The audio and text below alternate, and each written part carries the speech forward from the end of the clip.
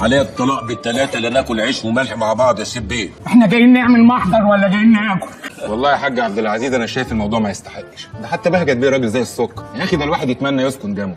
ما انت مش داريان بحاجه.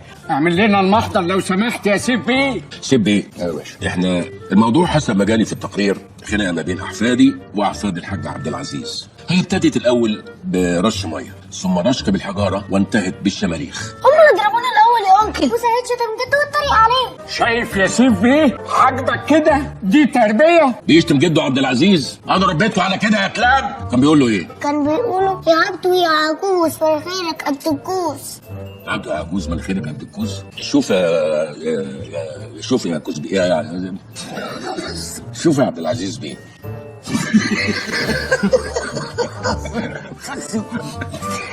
اقول لك لازم انا نكون فعلا.